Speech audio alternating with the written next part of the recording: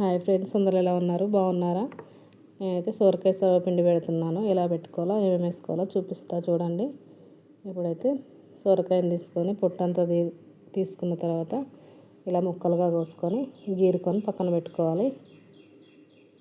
ఇప్పుడైతే ఒక పచ్చిమిరపకాయలు తీసుకొని కడిగి మిక్సీ గిన్నెలో వేసుకోవాలి.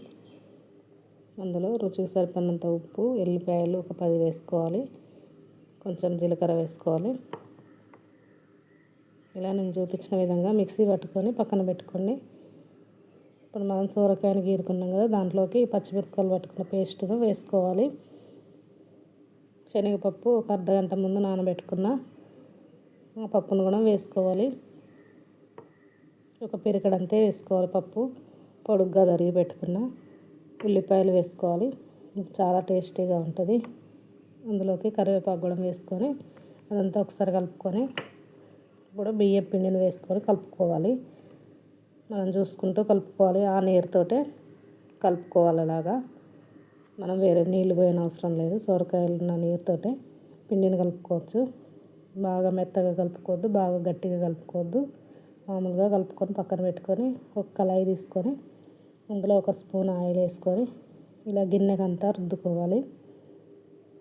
రుద్దుకున్న తర్వాత మనం కలిపి పెట్టుకున్న పిండిని ఒక చిన్న ముద్దగా తీసుకొని ఇలా ఒత్తుకోవాలి. కళాయిలో పెట్టి నేను చూపించిన విధంగా ఒత్తుకోండి. బాగా మందంగా ఉండద్దు, బాగా పలుచగా ఉండద్దు.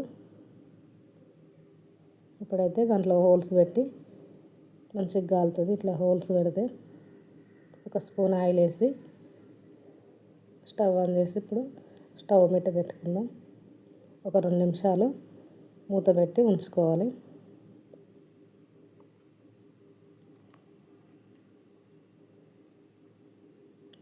చాలా బాగుంటుంది ఫ్రెండ్స్. ఇలా మీరు కూడా ట్రై చేయండి. వీడియో నచ్చితే లైక్ చేయండి, షేర్ చేయండి. సబ్స్క్రైబ్ చేసుకోండి. ఇలా 2 నిమిషాల తర్వాత మూత తీసుకున్న తర్వాత కొంచెం మధ్యలో గోల్డ్ కలర్లో కాలిన తర్వాత చుట్టూ కాల్చుకోవాలి. నేను చూపించిన విధంగా మూత పెట్టైనా కాల్చుకోవచ్చు. చూడండి, ఇలా చుట్టూ తిప్పుకుంటూ మంచిగా కాల్చుకోవాలి.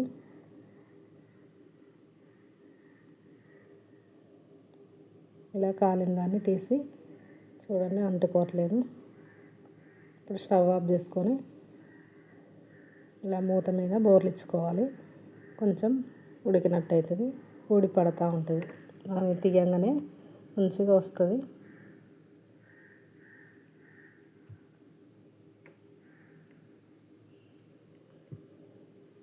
చూడండి ఫ్రెండ్స్, రెండోది కూడా ఇలాగే చేశాను. మంచిగా గాలితే అదే కూడా వస్తుంది.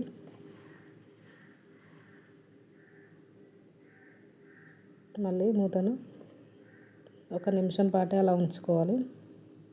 చూడండి ఎలా వచ్చిందో, ఎంత మంచిగా చుట్టూ ఎట్లా కాలిందో. ఓకేనా ఫ్రెండ్స్, మీరు కూడా చేసుకొని తినండి.